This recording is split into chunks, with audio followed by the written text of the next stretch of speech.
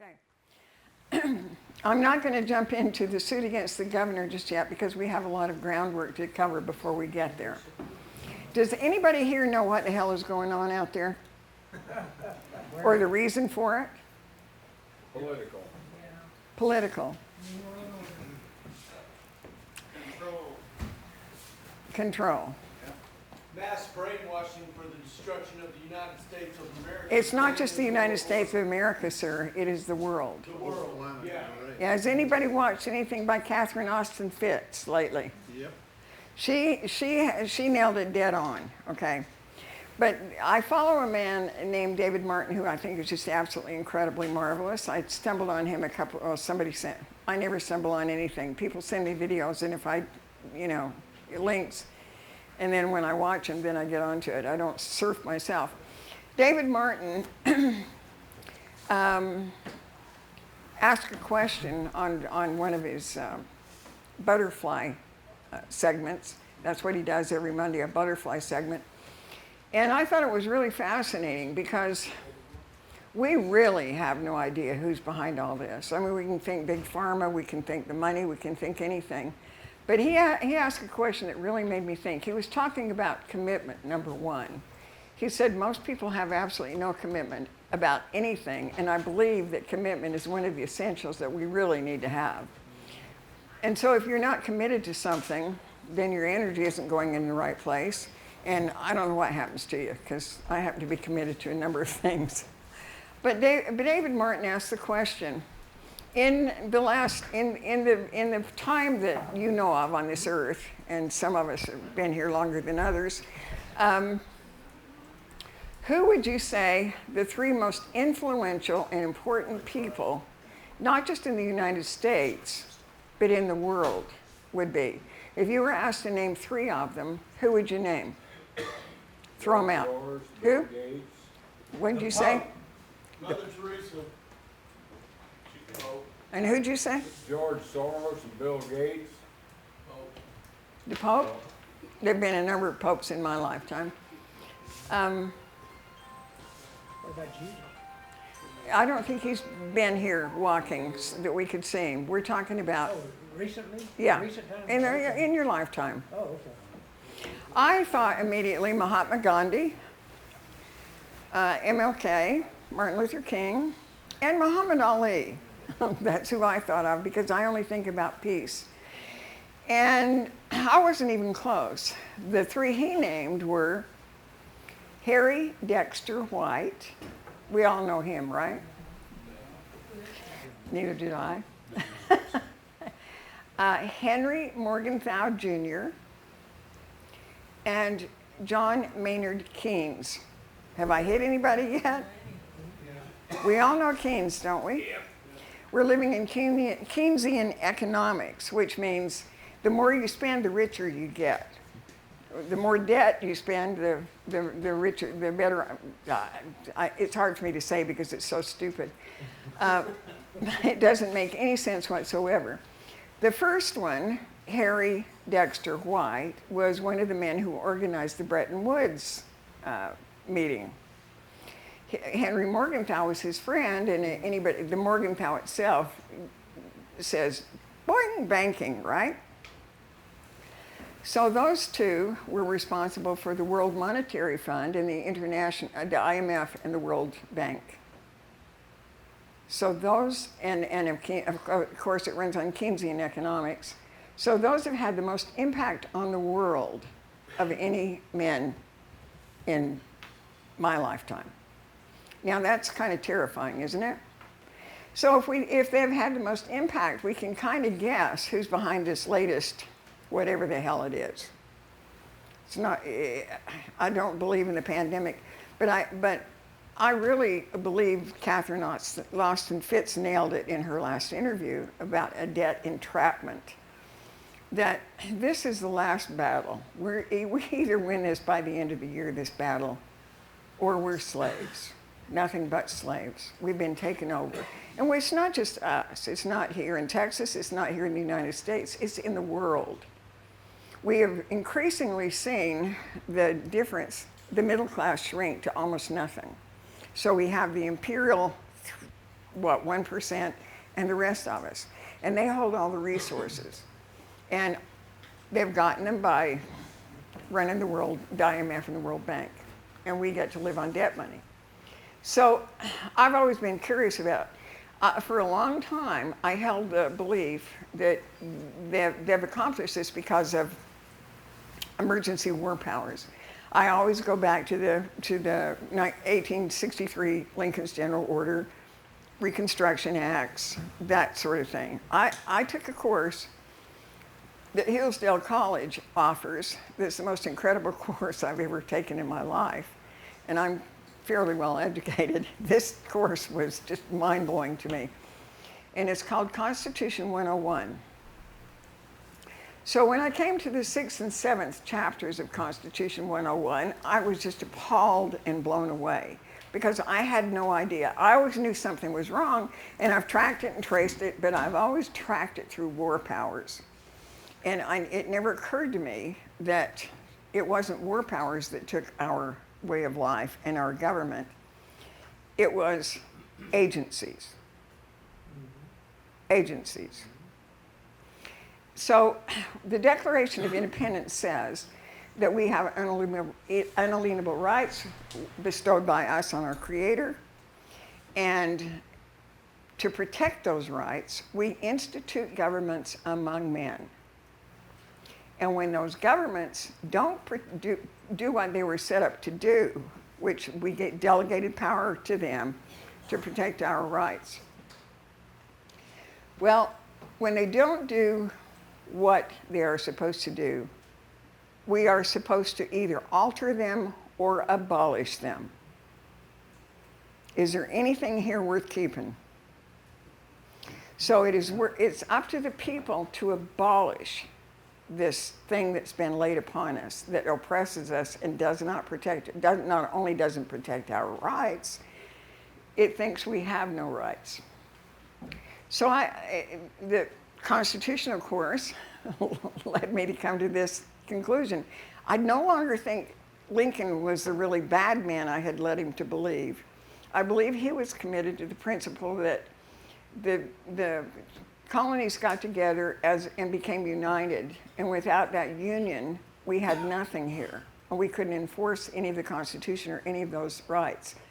So I think that's what Lincoln looked at. I always thought he was imposing federalist views on a Republican form of government. But I think I'm going to give him a little bit of credit, which I never have given him since I learned how bad things are. And I'm going to think that he was doing his best to hold this country together, no matter how bad it was. And it was bad for the South because I've always thought, ever since I learned about the Civil War, I'm from Utah, out west, we don't know anything about this whole issue, trust me. I didn't know until I got out in the world about, of course I read about the Civil War, but I didn't understand it. I had no horse in that race, not being North or South. We were cowboys out where I came from. So I had to rethink the whole thing. And Lincoln didn't believe that the South had the right to secede. And that's why he wasn't oppressing the South. He was trying to get his brothers back together. A family dispute. And the one didn't have the right to get a divorce from the family, so he was trying to get it back together. Let's give him that much credit, okay? And so he was killed because that didn't fit in with the plan that was going to be put in place. He was not the people behind his assassination, most people don't know that that night there were 4 attempted assassinations and only one of them worked. Secretary Stewart was knifed in the face and carried a horrible scar from that point on. And 2 of the other cabinet members were also attacked. So it was kind of a coup to get rid of that government at that time so that whatever the Reconstructionists had in mind could be put in place. So I have dumped that out of my thought as far as the government is concerned. That no longer plays a role in how I consider it. So I had to look for something else, and that course gives the answer too. In 1913, Woodrow Wilson was elected president. He was president for 8 years. He was a progressive thinker. He was a progressionist, and I didn't know what that was either. I mean, it's funny how you can get to a certain level of education and still know nothing, isn't it? So he was a progressionist, and he believed, the progressionists believed in, you've heard the term, the living constitution. Okay, the living constitution, they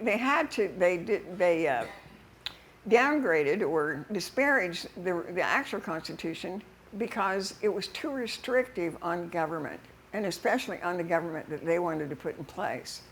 So it had to go, and it became, they figured out ways to get around that. Now let's look to see what happened under, what wonderful things were put in place as law under Woodrow Wilson.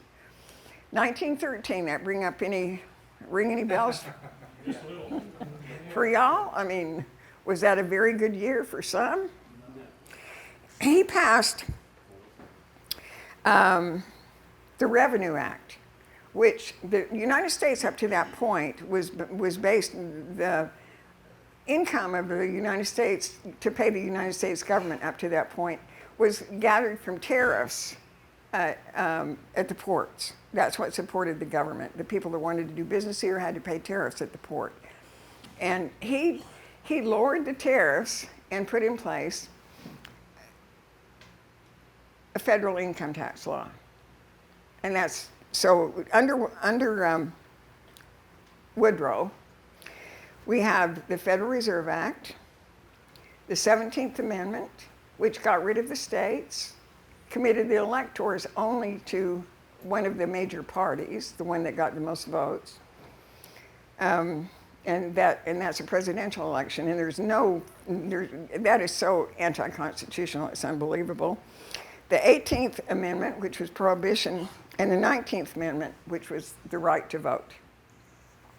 So most of what was passed under Woodrow Wilson wasn't too swell for the rest of us. Then this continued until 1933. So for 20 years, he began it, and then FDR put the coup de grace on it. FDR offered us a new deal, and here's the new deal. We threw the Constitution in the toilet. We have now instigated agencies. They did this by telling the American people that the farmers were the ones that caused the Great Depression. The farmers were responsible for the stock market crash. It wasn't manipulation by the banks at all.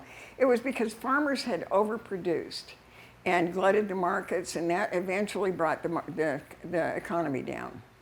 We all believe that, right? Yeah, okay. So in order to stop that from ever happening again, we needed to institute agencies. Those agencies would be peopled by experts. Experts who, and because they're experts, we can't question what their determinations are because they're experts, and that's their field. And when the first Supreme Court case went up under this guise, the Supreme Court passed it because they were threatened by FDR that to either get out of town or I'm going to have 12 Supreme Court judges and I'm going to name them. And so the next one that went up, they actually said in the decision, we don't believe this to be constitutional, but we have to believe the experts. Now, can anybody think of an expert that we currently know about that runs an agency? Speak up. Dr. Fauci? Oh, Dr. Anthony Fauci. Yeah, he's an expert. He's an expert. He's an expert in an agency. So he's kind of running this ship now, isn't he? Can we trust experts to run our country? Let me tell you what an agency is. An agency is a quasi-legislative, quasi-judicial, quasi-executive agency. Constitution doesn't come in at all. An agency is normally enacted into law by the Congress or in our case, by the legislature. Texas has become a huge, huge administrative state. It has, if you go in and look at the agencies of Texas, I mean, The state bar, for God's sake, is an agency of taxes. The Attorney General's office, the governor's office, all of these offices are agencies. And they don't have to consider the constitutional at all because it's not in the rules and regulations that they make. And the rules and the regulations that they make have enactment. I mean, they are enforceable with no due process at all, no checks and balances, no branches. Those are gone. And that's what's happened to us. We've been taken over by agencies. Now, Declaration of Independence told us to watch out for that, told us what a government was. Have we allowed these guys to do it? Well, in the Declaration of Independence, it says that those governments that we instituted among men sit at the consent of the governed. Of the governed. So we are the governed. We gave our power to these people to protect our rights, and they haven't done it. So, in my opinion, it's time to abolish them. Right? Yes. We did, didn't we? How did we abolish them?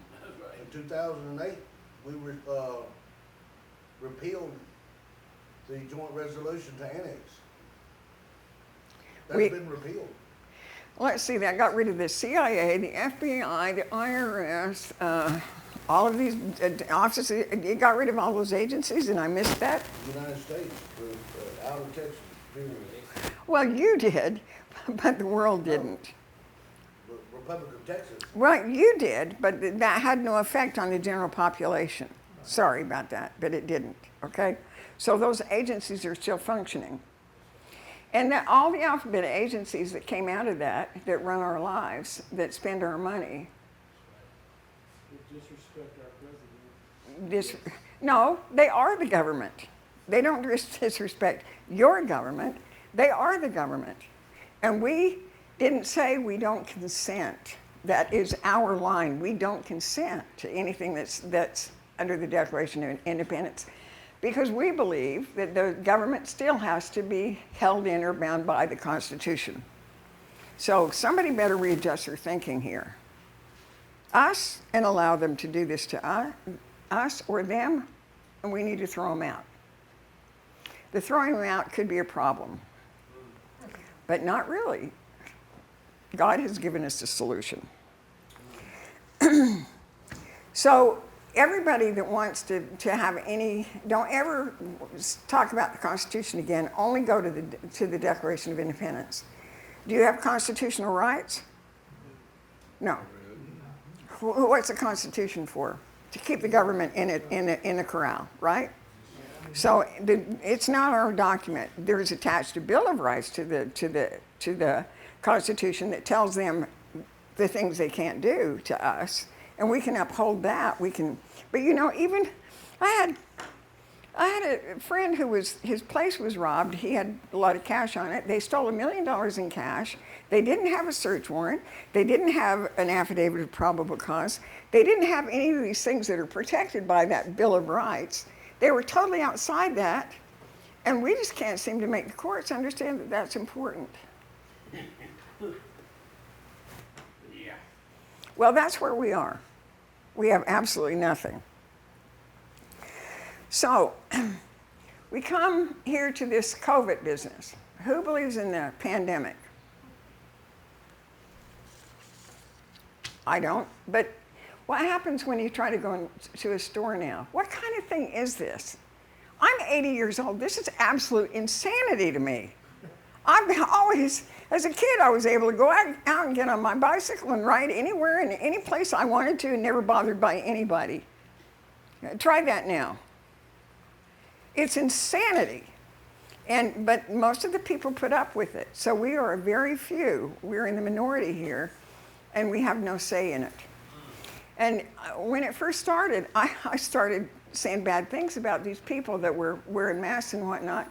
And my son said, they're terrified. Well, fear is the worst thing in the world for cognitive thinking. And they are terrified. We can't knock them, we can't run them down. They are terrified because they have been so well programmed And trust me, the propaganda these people have laid down is very, very effective. And they've been so programmed that they truly believe they're endangered. I mean, I was in a store the other day looking on shelves, and not once, but twice, a lady pushed her cart around the corner, and she looked up and saw me, and she backed up and took her cart someplace else to another aisle. I mean, come on. That's really not right. So what's their major card in this game? How do they do this to us? If you were to name one thing, what would you say was at the root of all this problem? Not their evilness, because whoever they are, they're evil. Fear. Well, fear is big for the most population, but I'm not afraid. Oh, exactly. The population's afraid, so they do whatever. Well, they follow. But those of us that don't follow, what's our biggest problem? We're not willing to trade liberty because of fear for safety. That's not a problem. We get shamed. The people of That's an America asset. were indoctrinated to believe that our government was the only way to fly and we're supposed to do everything they tell us. Our biggest problem is we're not coordinated enough. There you go. Yeah, Well, I would call that distraction. we need to. Distraction. Our biggest problem is we don't say no. Well, we haven't said I don't consent. That's true. But right now, we need more than that. We don't have a proper opposition. I never consented to handcuffs, but yes. Well, I haven't consented to anything, but neither do I say, why doesn't Trump do something about this? Or, God, how can you bring this down on us? I never asked one of those two dudes for any help, because the Declaration of Independence says it's up to me. I am the government. I delegated part of my power to these bums, and they've totally gone the other way. How can you get it back without issuing lead sandwiches? Are you trying to fast forward me or what? I'm just curious. Dessie, let me interrupt for just a second. Your mic's not on. Your mic's not on. You're welcome to interrupt, but you better be mic'd. All I want to do is say we've got 11 people on Zoom, and they can't hear what's being said back here unless you have a microphone mic, okay? Okay, run up and grab the mic from him when you want to say something. I'll be happy to bring the mic around to anybody that wants to speak. What? It won't, yeah, it won't do me any good. It's on our mic. They can hear me. It's on our mic. Yeah, they don't need to hear. Yeah. She's repeating our It's answers. on our mic. I know she Well, who's is. on second? Oh, I understand the whole problem. If you want to say something, could you say it on the camera, please, into the mic? Because your questions are very good. And that saves me repeating what you said, which I should have said. I should have repeated it because I know they can't hear.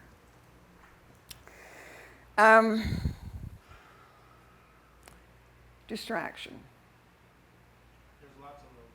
Now, they've taken a lot of the distraction away from these people that are stuck in their houses or lost their jobs or unemployed or wandering the street. They can't wander the streets.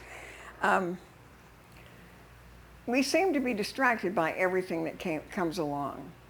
Like on Monday in Austin, I don't know how far statewide they did, but they announced that there was going to be a $250 fine if they caught you without a mask on the street. And my phone just rang off the hook, my email lit up, because people were distracted by that. Oh my God, they're going to fine me $250. I said, you can believe any fool thing you want to. That's a fairy tale I'm not going to swallow. So then there's nobody, they don't make sense that there's nobody to enforce that.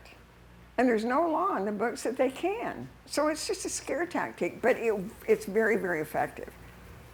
So if your attention is diverted, let me ask you this. What is the main purpose that we have here before us? What are we sent here to do right now by God? What do we have to do for this government? We've got to break free and make them right. We don't break free. We are here. We have to get rid. He said we have to break free and make it right.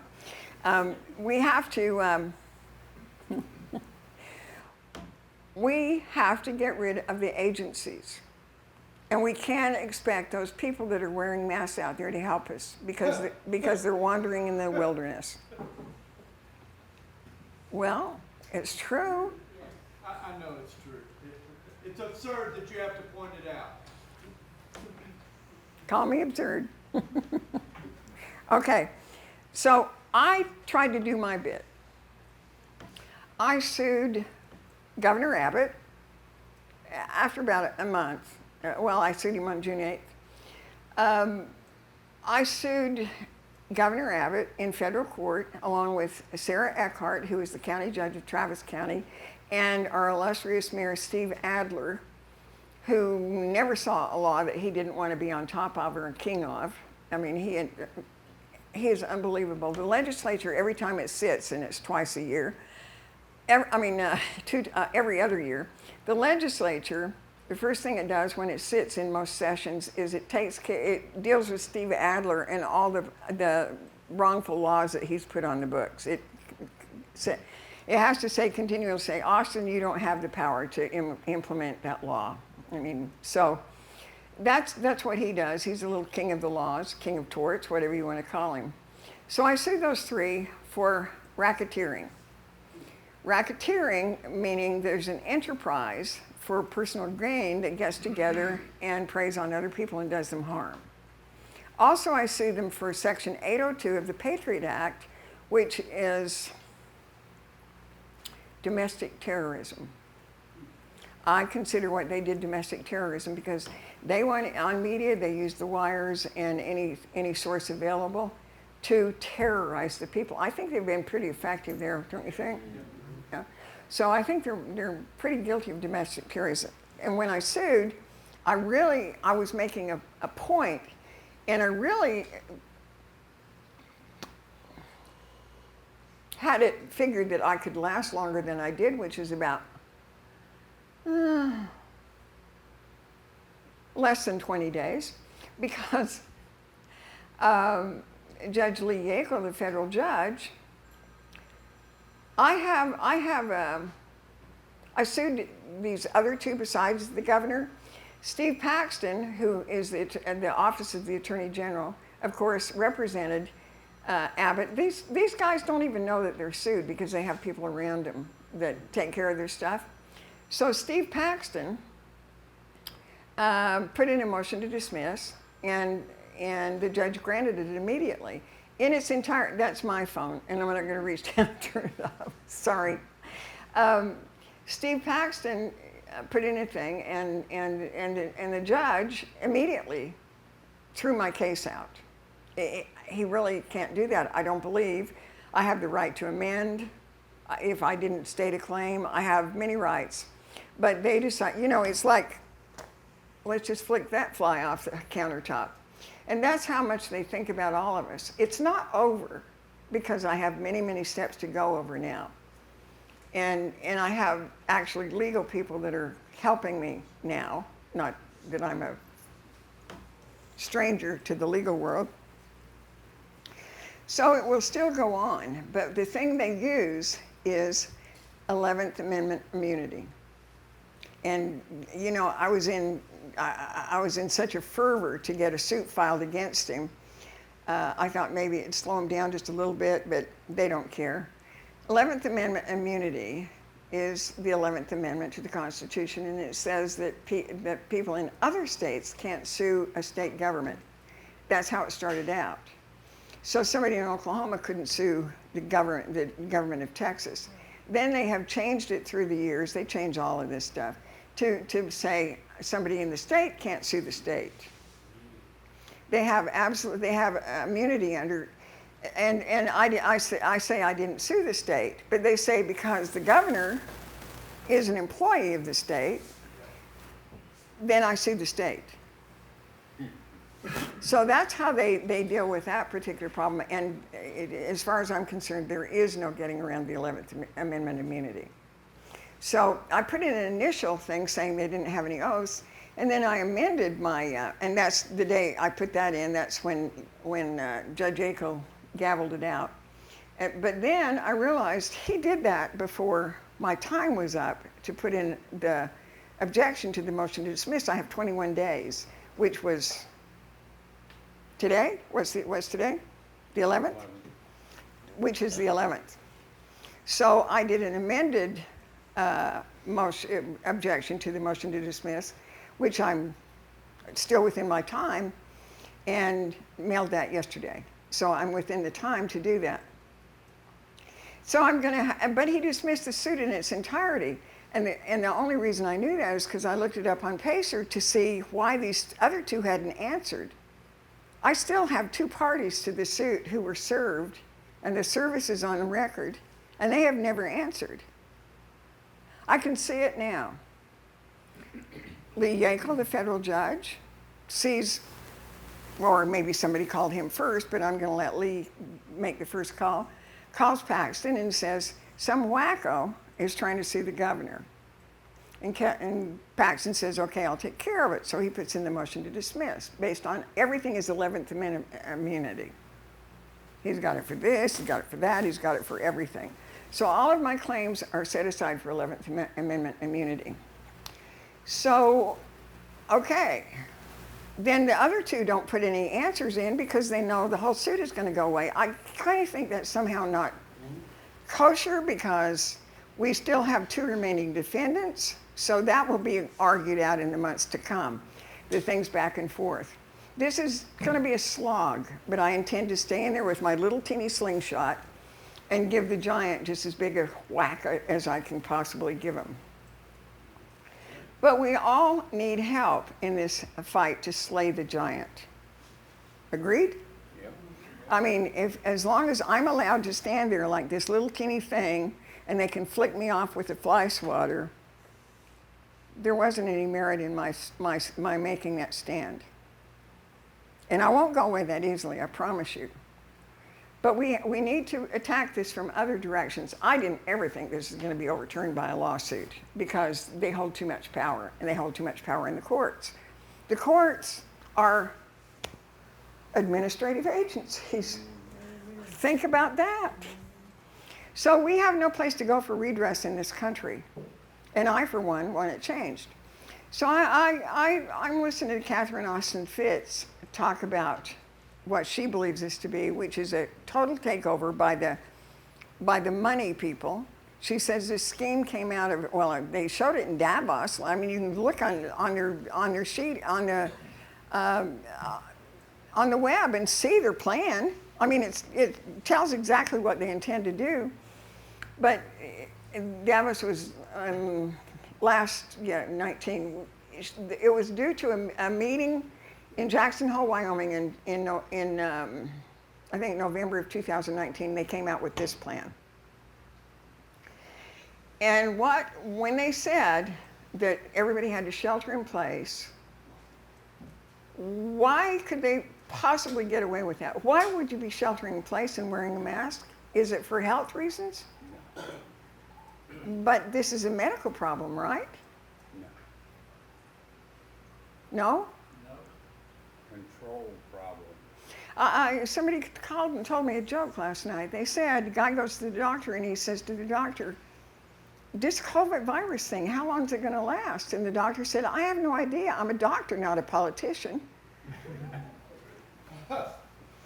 Let's look at the COVID pandemic thing. Obviously, these guys got to the point that they believed that they could pull this trick and it would work and it would decimate the world, and then they could put in place whatever it was, the final thing they're going to put in place, obviously.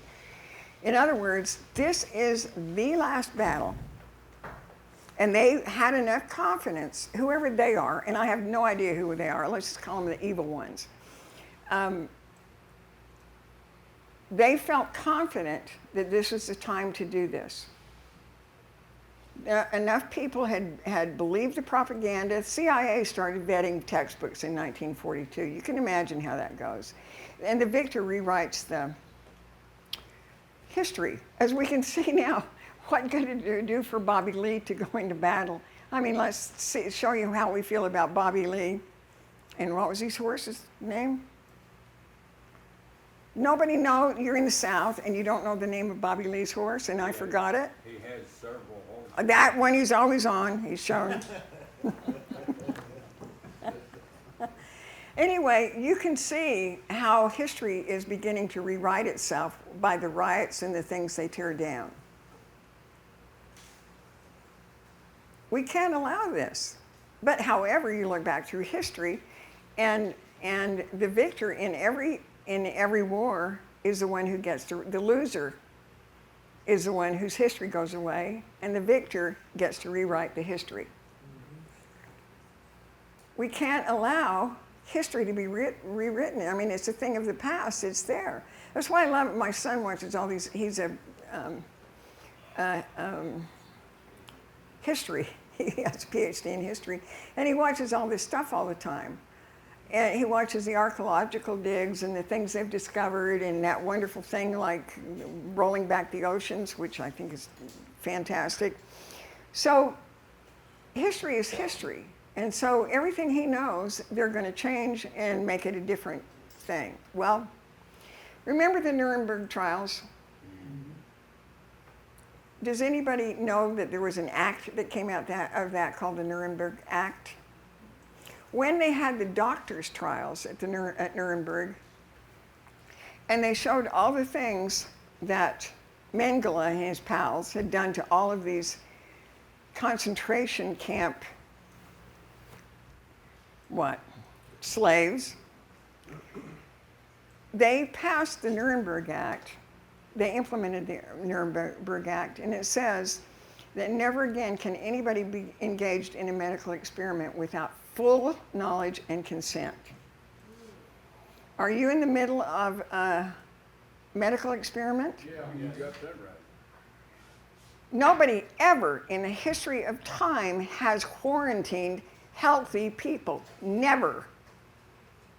There is no substantive study or evidence that they could point to justify what they have done. So what have they done? We are a communicable people. We communicate with one another. We touch. Touch is so important to human welfare. So important. We touch. We get together. We have meetings where we congregate on a shared principle. What happens if you were a baby born into this world and you couldn't be touched? Or you're an old person dying of lung disease that now is COVID, in a nursing home, and you can't be touched, and your loved ones can't come and touch you. The power of touch is, well, life, we don't have life if we don't have touch. So they relegated us to our houses. They said we can't congregate. Now, I'm down in Austin, and there have been protests against this thing since it started, and I've been to many of those protests, and it's a whole bunch of us sitting there on the Capitol grounds. We don't have masks. We don't have, what's it? Social distance, thank you. So I'm not going to remember that term. I mean, it doesn't apply to me, man. There you go. We don't have that social distance. See, they had all these terms made up before they happened to this too. Yeah. But let's look at a comparable pandemic epidemic. SARS. And I never remember what SARS is. Anybody know what SARS stands for? Severe acute respiratory syndrome. Severe acute respiratory syndrome. What is COVID? It is SARS. It is SARS because it's interchangeable. COVID attacks the respiratory. It creates an inflammation in the respiratory system. So this dude, I don't know if you've seen his stuff. Jackson. No, I don't want to get his name wrong. Excuse me. Richard Bartlett. Has anybody seen his interview? Yep. You've seen it. Anybody else seen Richard Bartlett's interview?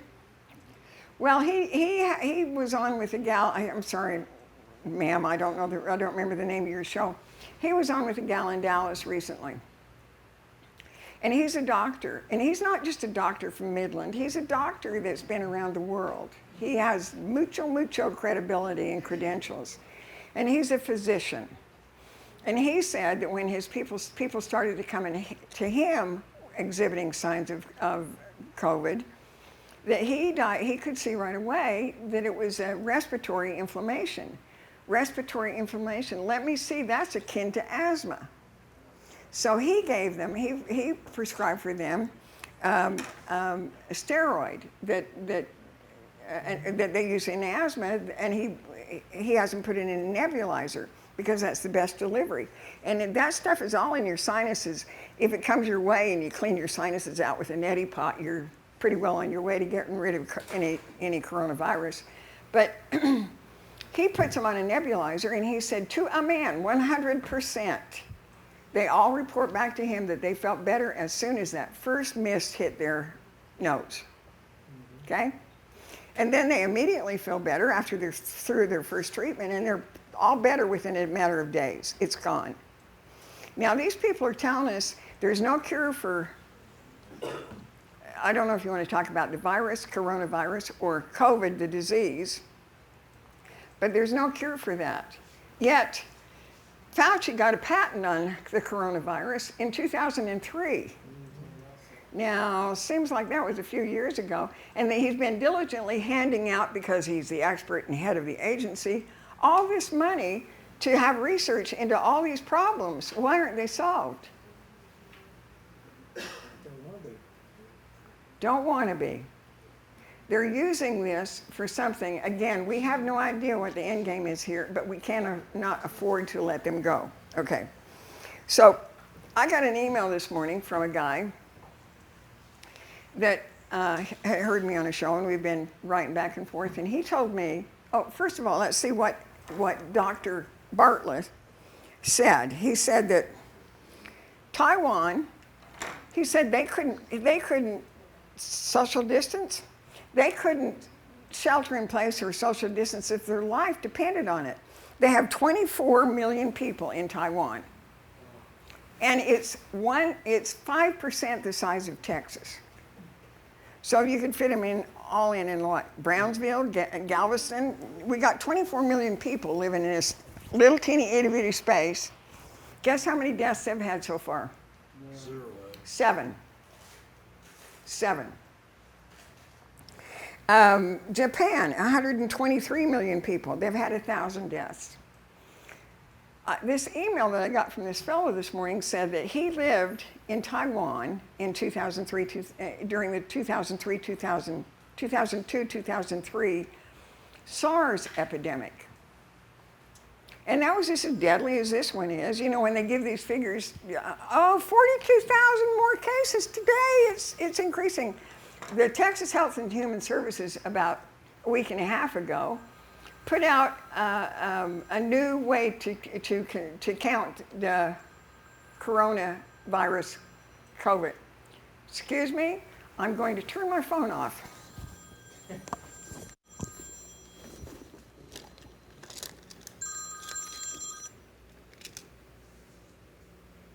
If I only knew how.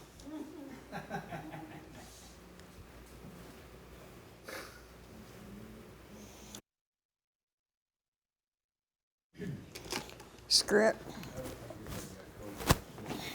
Okay. Taiwan called Hong Kong now? You what? Isn't No. Taiwan called Hong No, Kong? Taiwan is its own little island. Okay. Right. So this guy in October of 2002 had a high fever. And of course, they were under alert for the SARS virus, or for the SARS disease, illness.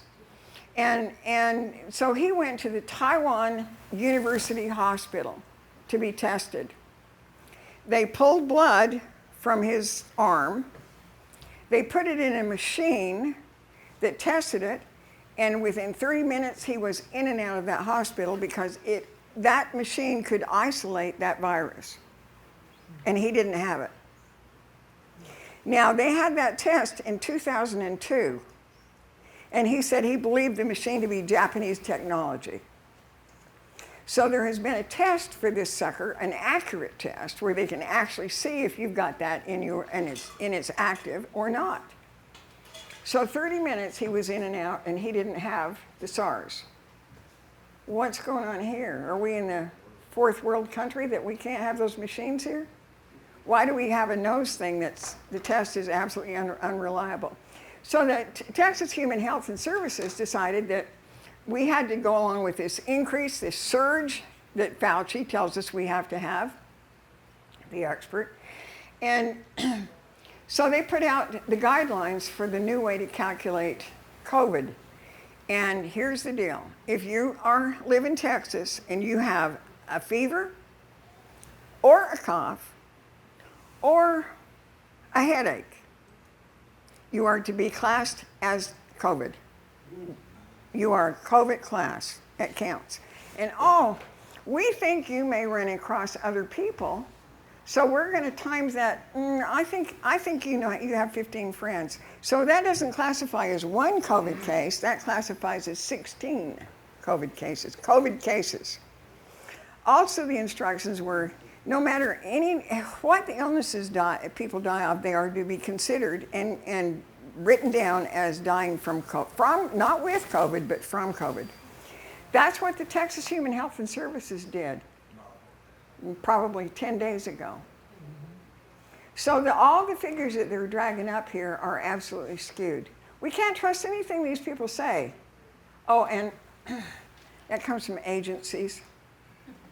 So we can't dispute the experts, right? Now that we know about the problem, we don't know who our enemy is.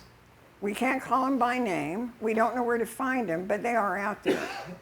And this is to enslave us all, to put us in a debt that we can never see the bottom of. We'll be nothing but slaves at the end of this, I promise you. So, Catherine Austin Fitts in her what'd she call it, debt, whatever I said before, we're going to be enslaved with debt. She said 3 times her favorite story in the Bible was Gideon. And I didn't know Gideon. I mean, I am not a Bible scholar like Bonnie. I'm over here in the other lane. So, I mean, I love the story. The thing I do like about the Bible are the parables. Those are the good stories. And Gideon is a story in the Bible. Does everybody know the story of Gideon? It's in the book of Judges. In what? It's in the book of Judges. I guess it is in the book of Judges. Okay. It's the story of Gideon. And here's a really short view that I went on her Solari site and pulled it down and listened to her and a German fellow discuss this on one of her trips to Switzerland. And when Catherine Austin Fitts speaks, I pay attention because she's never negative. And she knows an awful lot, and she's in the halls of power. She knows all those people, and she's on our side. So I thought, you just told us what to do. So I listened to the story of Gideon, and people called me and say, do you know the story of Gideon? And they say, isn't he the one when Jericho came down? I said, no, that's Joshua, but that's another form of vibration. He blew his trumpets. So Gideon is called, here's a short story. Gideon is called, he's a shepherd, he lives in a valley in Israel. And the Midianites came in and took it over. And they enslaved the Israelis and made them act as their slaves. Took all their stuff, took all their property, and left these people devastated. Sound familiar? Okay. So we have to get rid of the Midianites. We'll give them a name. So angel of the Lord comes to Gideon and says, hey, dude, I want you to do a favor for God. He's told us, call him Yahweh. I call him the dude. I want you to, God's chosen you to run the Midianites out. He said, there are hundreds of thousands of those people. I'm the last of my tribe. I'm all alone. Don't look at me. Call Trump. What's Trump done? So the angel said, nevertheless, you've been chosen. So, but first I have to test you. So he gave Gideon a couple of tests, which Gideon passed. Now he's set up. He can do this thing for God. And then he says, okay, I'm ready to give you your task. And Gideon says, wait a minute, what's your authority to act? Discerning man, Gideon. He wanted to make sure that this is a real dude from the dude, So he gives the angel two tests. And you'll have to go to your Bible and look this stuff up, see what they were. But they had to do with Put out a flea. sheep, Fleece, yeah. Wet and dry. Wet and dry, yeah. The first night the fleece had to be wet and the floor dry, and then second night the fleece had to be dry and the floor wet. So the angel passed the test. So Gideon says, okay, now what? He says, raise an army. Again, how can I do? Anyway, we'll cut to the chase. Gideon raised 30,000 men. Angel said, not going to work. You need to get rid of them, the ones that are frightened. We can't have anybody with fear. So Gideon says, okay, all you guys that are fearful, go home. 20,000 of them left. Would you want to be Gideon in this scenario?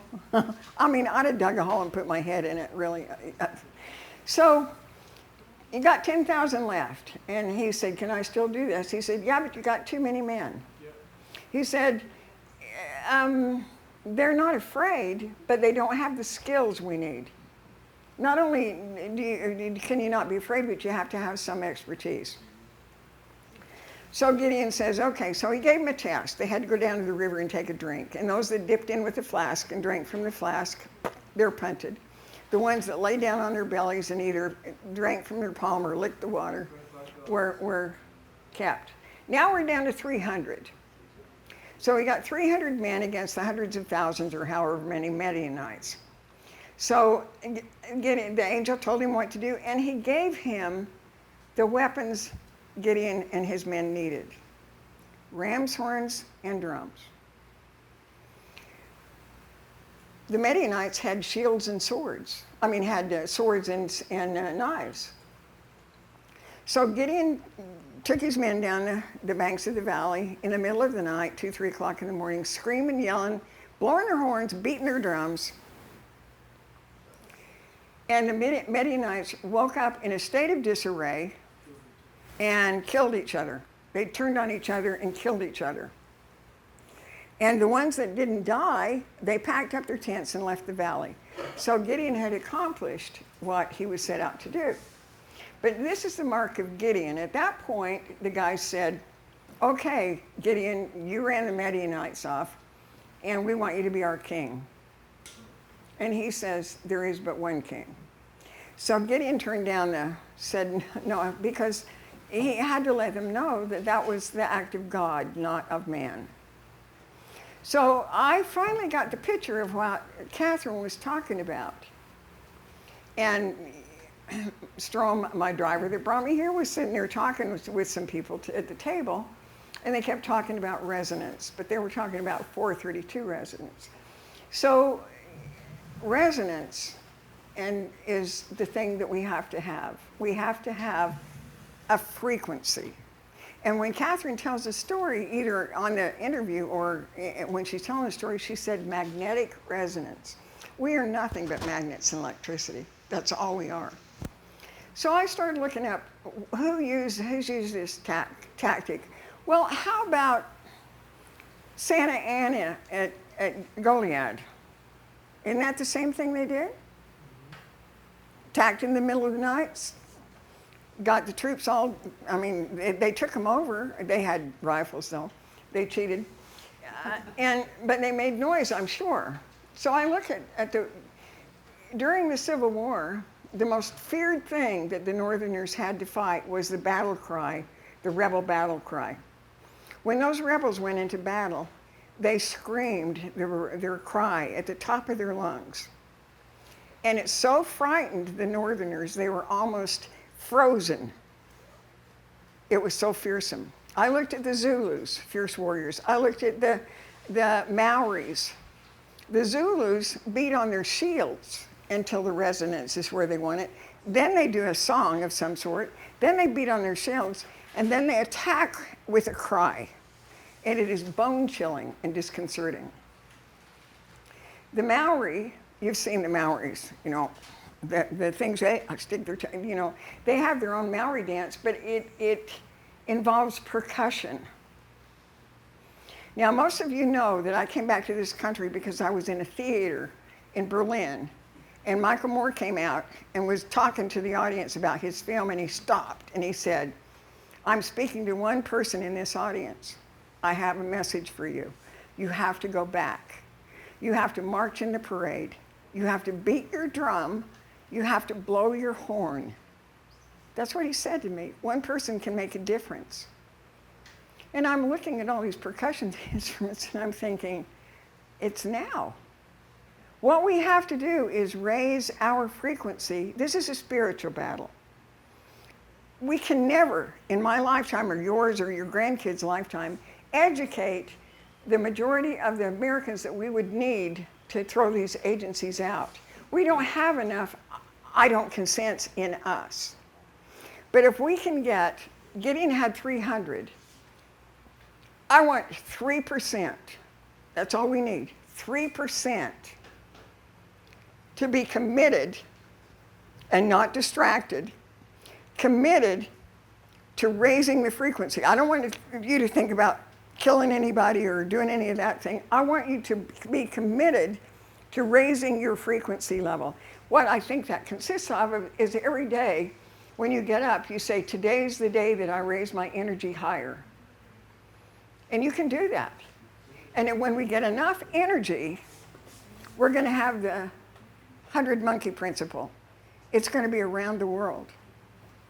You can feel, some of us are tuned to the frequency of others.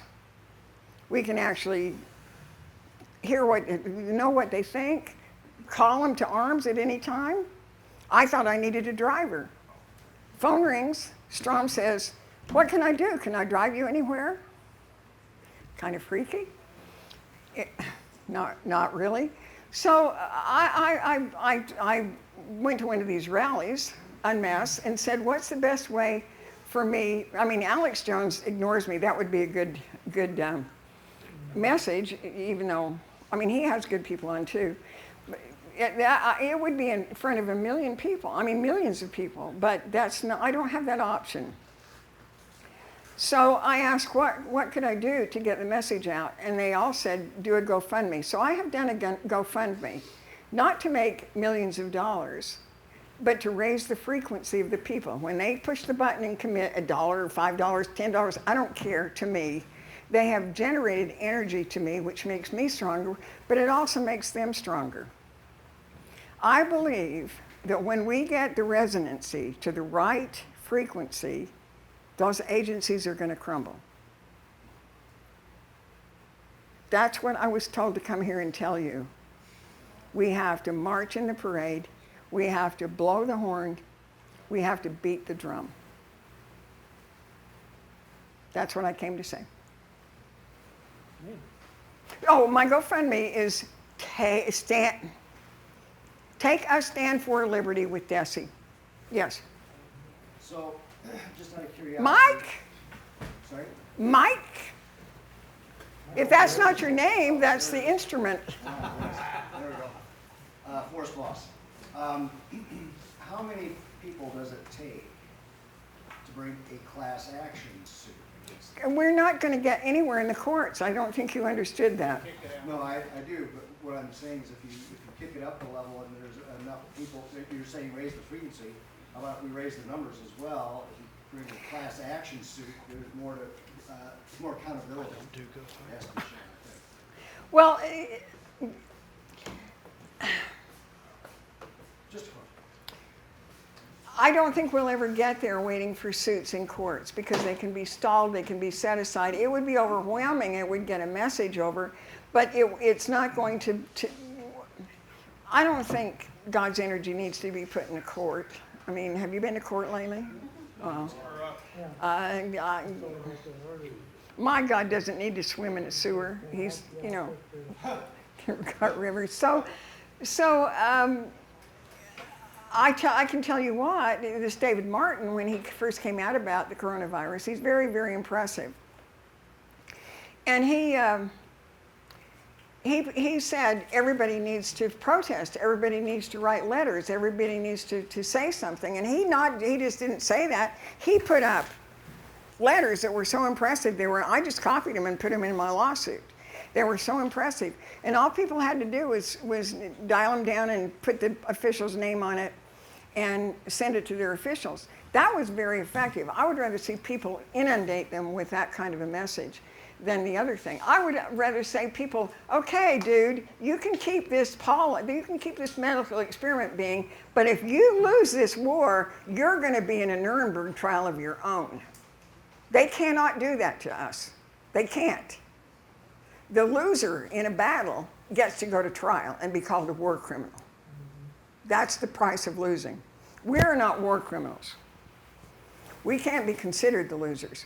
These bums, that's what they're doing. Okay, so he had some people in Bear Valley. You know, Governor Newsom shut that state down tighter than anything there was. So these people in Bear Valley, that's a tourist spot, and tourists stopped coming. So the people were dying of strangulation, probably couldn't get the loans that are available. Talk about loans. We're going to help you. We've got all these funds over here. You can borrow the money to get you through. You can't open your door and earn it, but you can borrow it. And watch out for those strings in that contract, because those things are set up to make the 2008 housing debacle look like Ned and the First Reader. That's how they snatch all the businesses. The people are silly enough to take that, and if they step one step off that page of things they can't do with that money, they can go to jail. They get to pay 3 times the amount that they borrowed. And let's face it, you get disaster money in here. He being Abbott, signed a proclamation of disaster. All that proclamation of disaster is to trigger FEMA federal funding. That's what it's for. And they can't get the money into the states through the feds without that. And when they did, it started piling in. But we're not, the people in the businesses aren't the ones that can get the grants. They have to get the PPPs, the payroll protection policy or whatever it is. And then they open and shut these businesses. There won't be 15% of the bars and restaurants open at the end of the year. There won't be 15%. If you have a restaurant and you take this PPP, you have to see that your waiters don't get tips. Can you imagine being a waiter in a restaurant and you can't get tips? What do waiters live on? Slave wages? I don't think so. They live on tips. So it's your job as their employer to see that they can't have tips. This thing is so terribly insidious. So they borrow the money. You get to borrow the money to stay in business where you could have kept your doors open and netted a little profit before. And this is this new thing where they open it up and then they close it again. This is to get rid of every small business in this country. Right. Those small businesses were not the essential ones. They might be your neighbor, they might be you, but you're no longer essential. So this is so stupid. It's just not to be believed. Yes, Sam? Oh. And we can't waste our energy any longer. Exactly right. So that energy should go down to the fact, how do we play defense and how do we execute on offense? That's the issue. Okay, defense, I can tell you in 4 words, I do not consent. You always use that as your defense, but that's just holding them off. The offense is to raise your resonance, raise your spirituality, raise your magnetic resonance. That's what you have to do, and you can only do that by focusing on the destruction of the agencies.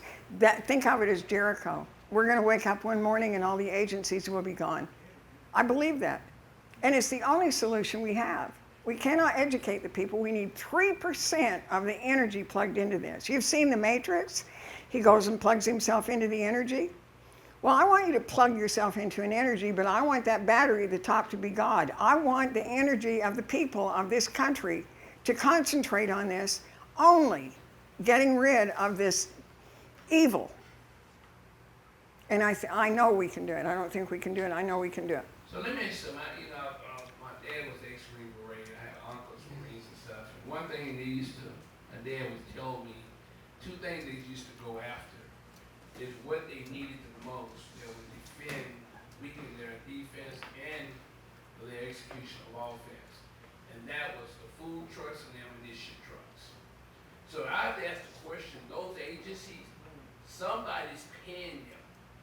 They're getting assets to be able to exercise this negative energy.